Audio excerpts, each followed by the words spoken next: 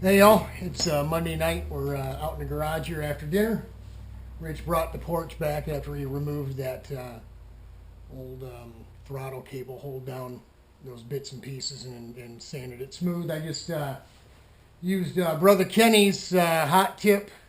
Anytime you got paint on the go-kart, that's whether it's spray bomb paint or spray gun paint, it doesn't really much matter. If there's primer and paint and there's enough of it, it easily scratches off with a flat screwdriver.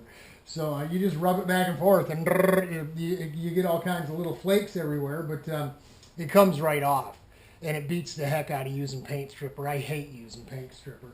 So at this point, just the welds are botched, the pan tabs I didn't bother to scrape on. Air tool with a wire wheel, and that stuff would be ready to go. So I'll bring you over there and show you that in a minute. Today is first day back to the gym. Today's March 2nd, right? So took the all last week off. I think I posted on the old Rex King Facebook page that I lost 13 pounds since the first of the year after the month of January. 3 weeks into February, after going out for my birthday and eating a big fat steak and all those bread rolls, man, it really killed me.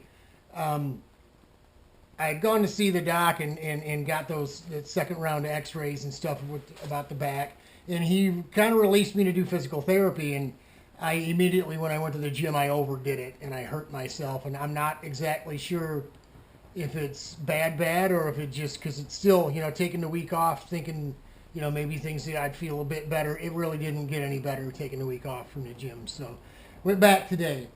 I go to see the orthopedic doc this Friday, the 6th, and he'll take x-rays and see if anything moved in there. Was always concerned about that wire basket or spacer that's literally takes up the place of my disc that's no longer there. Concerned about that moving. And, with me just laying on a table being knocked out and him having to hammer that thing into place, I wouldn't think it would move that easily. But when I injured myself, I was using a cable-handled weight machine, and I was doing what they call a torso rotation, where you don't move your hips and your knees, but you move your upper. And it was supposed to give you, tighten up your core and build up your back muscles. Anything that helps your core helps your back. I've had back injuries before. Anybody out there that's hurt their back or has had issues with their back knows when you go to physical therapy or you look into any kind of exercise to help your back, it always has to do with your core. So did 3 miles on the treadmill at a good clip, 3.5 miles an hour or so. Not straight up the mountain like I had been doing, but we're out of 15 levels, which is 15 being straight up the mountain. I was at level 10 on an angle at 3.5 miles an hour for more than 20 minutes. I was well over 130 beats per minute. So that's good. Anytime you can get the heart rate up, that's when you're going to be burning off the fat.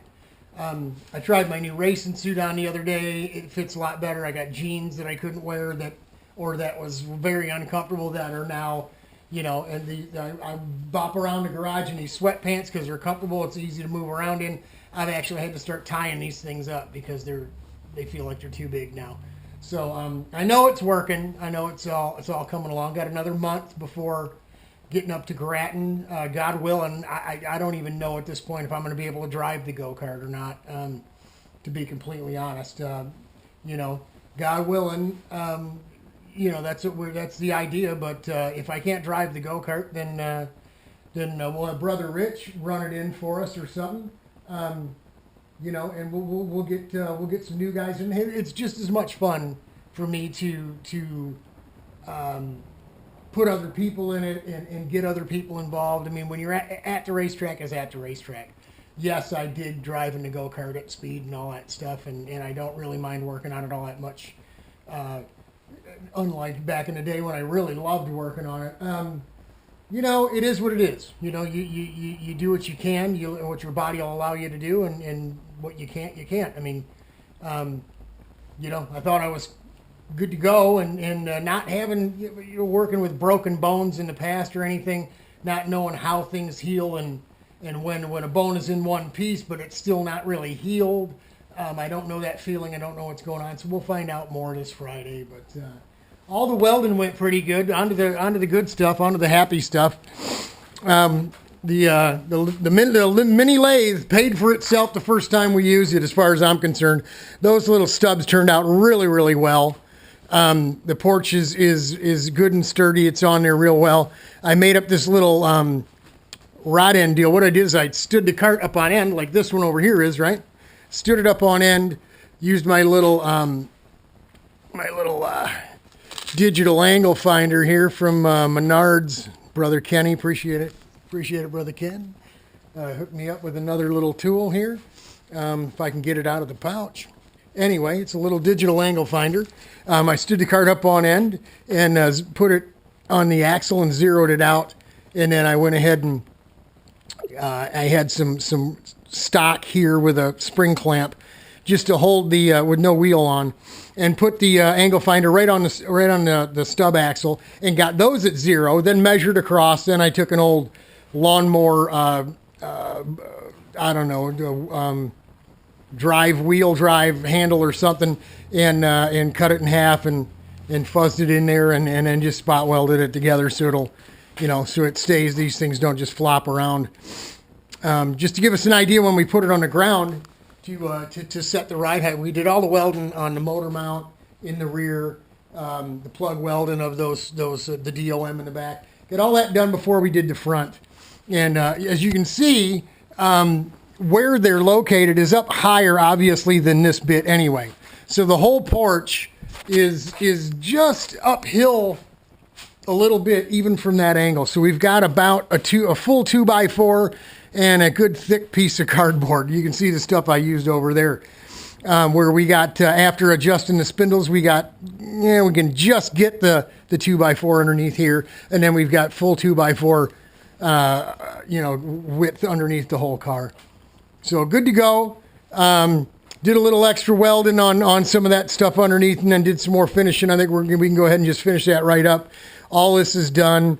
This is not, you can just barely hear maybe it moving back and forth just a hair. But that's how you want it. You don't want it tight across there. Gussets.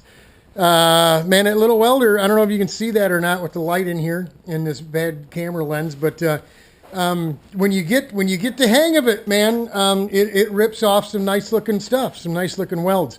Here, because it was solid round stock and hollow, obviously chrome moly, it was kind of a bear, because you're talking about two different settings to properly penetrate both of those without destroying the tubing, right? So it worked out. It's good and strong. It's on there. It's not as pretty as some of the other welds, but hey, once you get some paint on it, and at 150 miles per hour, no one's gonna know anyway, right? Well, you may not do $1.50, but if we put 4 or 5 of those Briggsies on there, it might do $1.50. What do you think about that, Bob? We need a few more pipes, buddy. But that's it. We got all the welding done that we need to get done. So this week we'll be working on master cylinder mount for the 2 master cylinders, brake caliper mount for the rear. We'll probably call Paul Martin and talk to Brad and have him send us some brake caliper mounts for the front, because we're using his brakes. No sense in trying to make that stuff. They're cheap laser cut things. I mean, they're a couple of bucks a piece. So we'll have them ship those to us. But the master cylinder bit is going to be a little different. We're probably either going to mount it off the side of here, over here, so it's out of the way of your legs, because we don't want to put it way back there where it was when it was on the cart before. So those first couple things we need to get at, pretty much right away, so we can get busy locating the bits that we've got to get on next.